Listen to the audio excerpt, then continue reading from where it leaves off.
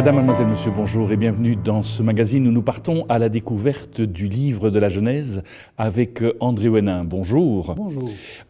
Le livre de la Genèse, on a vu déjà le premier chapitre, la création de l'homme, cet être inachevé. On a vu ce continuum avec le chapitre 2, cette création de l'être indifférencié, puis qui va devenir homme et femme, qui va permettre cette véritable altérité, même si vous nous avez dit qu'on devait quand même attendre l'histoire d'Abraham pour découvrir cette véritable altérité. Mais revenons d'abord quand même au récit du chapitre 2 de la création, en fait, du deuxième récit de la création à partir du chapitre 2. Il y a serpent.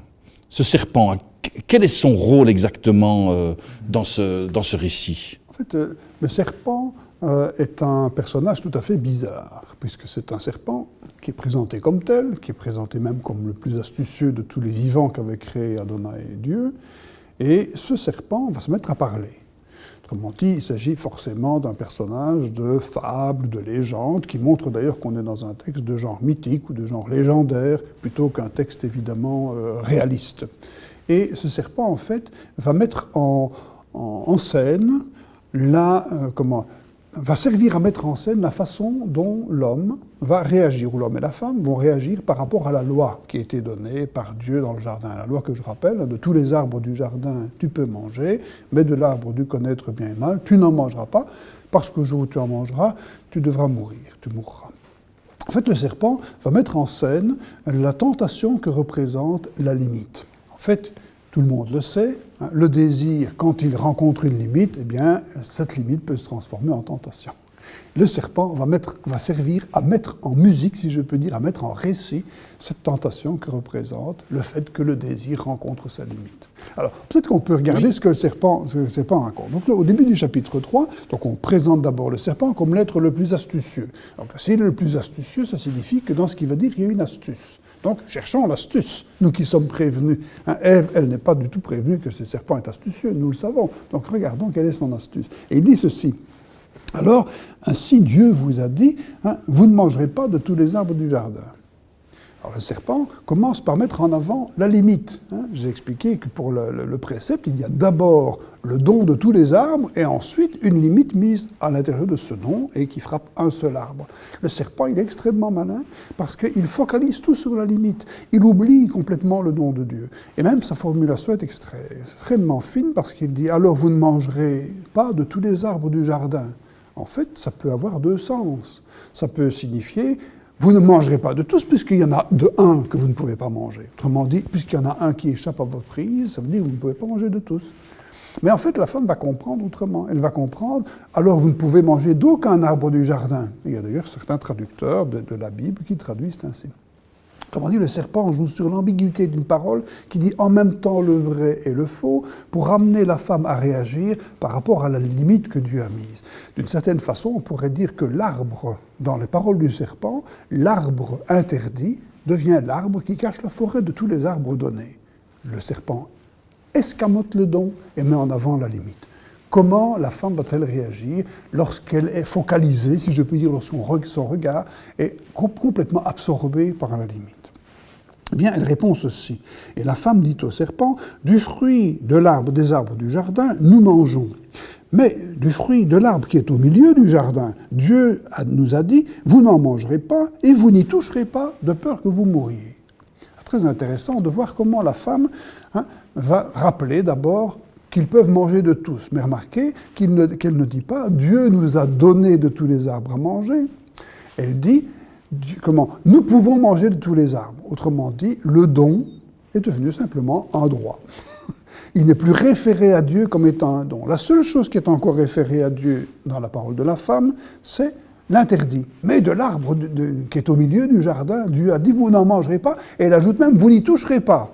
Parce que si on se mettait à y toucher, peut-être que le fruit tomberait dans la main, ce serait difficile. Autrement dit, on redouble l'interdit pour être sûr de ne pas y toucher. Et ça, c'est le signe que la femme a peur. C'est bien ce qu'il dit, de peur que vous ne mouriez. Dieu n'avait pas dit de peur que, il avait dit le jour où vous en mangerez, vous mourrez. Ce n'était pas une menace en tant que telle. La femme l'entend comme une menace, à partir de ce que le serpent a fait. Autrement dit, la femme, dès qu'elle prend la parole, même s'il cherche à rectifier ce que le serpent a dit en réintroduisant le fait qu'il mange de tous les arbres, Malgré ça, la femme est déjà prise au piège du serpent. Dieu n'est plus que celui qui interdit, qui même interdit des choses un peu absurdes, à toucher à un fruit, et qui interdit parce que, et qui renforce cet interdit par une peine de mort qu'il appliquera aux transgresseurs. Et on peut même ajouter comment la femme ne dit pas de l'arbre du connaître bien et mal, Dieu nous a dit, mais de l'arbre qui est au milieu du jardin. Alors qu'au chapitre précédent, il y avait deux arbres. L'arbre de la vie au milieu du jardin, et puis l'arbre du connaître bien et mal, quelque part ailleurs. Ici, l'arbre interdit est devenu le centre. On voit bien que la femme est d'une certaine manière hypnotisée par ce qui est interdit, au point que pour elle, ça devient le centre. Autrement dit, le centre n'est plus la vie que Dieu veut donner. Là, le centre, c'est la limite qu'il impose.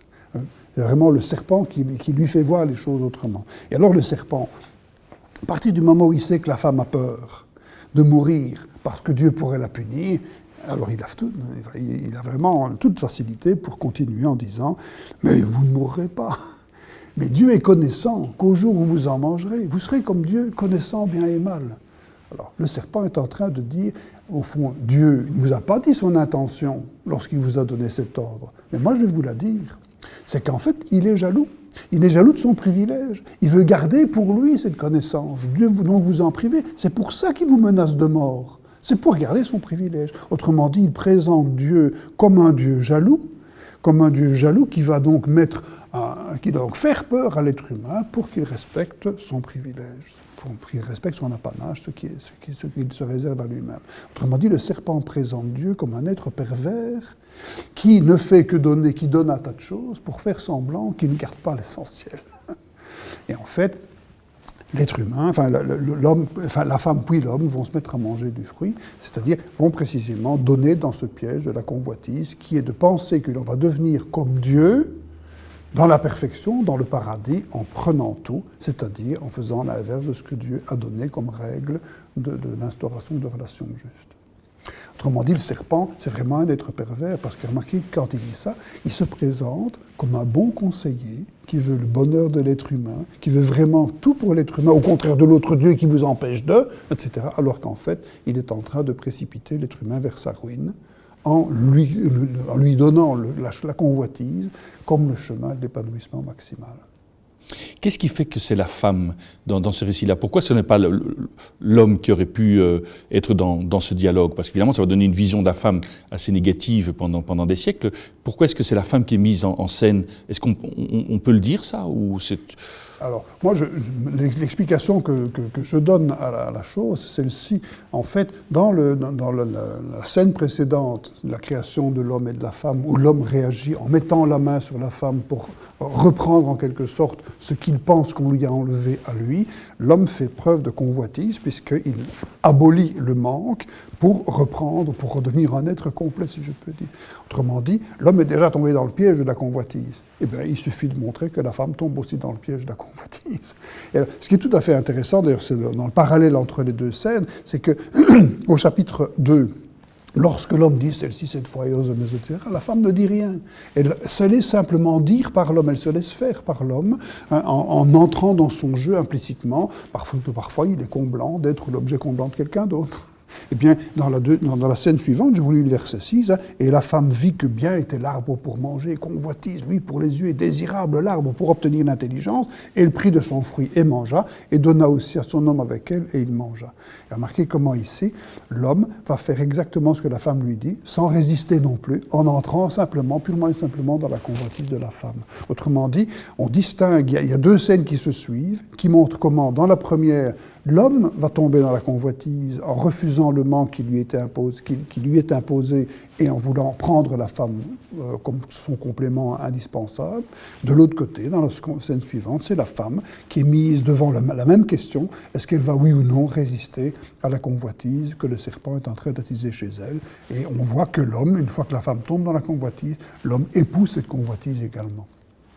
On est donc devant deux scènes complémentaires qui montrent qu'au fond, lorsqu'il s'agit de gérer son désir en acceptant une limite, ni l'homme ni la femme ne font mieux l'un que l'autre. D'une certaine manière, c'est dire, vous savez, tomber dans la convoitise, c'est presque fatal. Toute la question est de ne pas y rester. Et c'est ce que racontera, par exemple, l'histoire d'Abraham qu'on a évoquée la fois précédente. Merci André Ouellet. On se retrouve de toute façon très prochainement pour la poursuite de la découverte de ce récit de la Genèse. Merci d'être resté avec nous. Nous vous souhaitons une excellente journée, puis au plaisir de vous retrouver très bientôt pour notre découverte de ce premier livre du Premier Testament.